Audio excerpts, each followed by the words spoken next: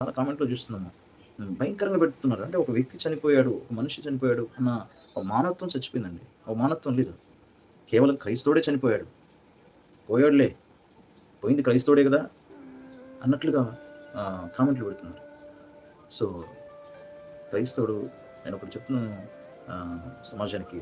క్రైస్తవుడు సమాజానికి, దేశానికి మేలు చేసేవాడు తప్ప ఏ రోజు కూడా హాని చేయడు.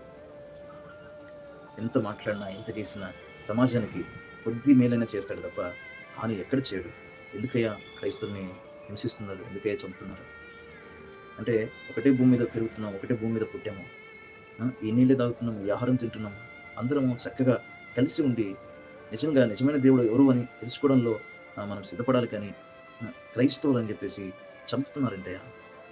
అంటే ఒకటే భూమి మీద బ్రతుకుతున్నాం కదా! ఒకటే దేవుడు ఉంటే తప్ప మేము అదే ప్రకటిస్తున్నాం. మేము నమ్మాము యేసుప్రభు మా దేవుడని, మా రక్షకుడు ఆయనే అని. ఈయన లోకము నిమిత్తమై లోక పాపములన్నీ మోయగలిగిన గొప్ప దేవుడని మేము నమ్ముతున్నాం. నమ్మి ప్రకటిస్తున్నాం. మీరు నేర్చుకున్న జ్ఞానము, మీ భక్తిని ఇతరులకు ప్రకటించడానికి మనసు రాదు. మా భక్తిని నేను ప్రకటిస్తూ, మా దేవుని గురించిన గొప్ప మా గ్రంథంలో ఉన్నటువంటి మేలులు ఇతరులకు పంచుకున్నప్పుడు మీకెందుకు ఇబ్బంది?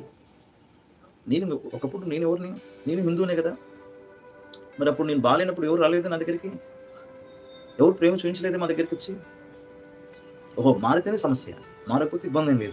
వాడు ఎక్కడైనా పోవచ్చు. ఏమైనా కావచ్చు. అయ్యా రేపు నువ్వు మారతావేమో. నువ్వు నాలాగనే మాట్లాడాల్సొస్తది. ఎందుకయ్యా హింసిస్తున్నారు? సో, దేవుడు ఒక్కడే అన్న సత్యాన్ని ప్రవీణ్ పగడాల కూడా అలాగనే గట్టిగా చెప్పాడు. నచ్చకపోతే వదిలేయండి. లేదంటే ఒక 4 తిట్లు తిట్టండి. కానీ మనిషిని చంపడానికి మనసులో వచ్చిందండి.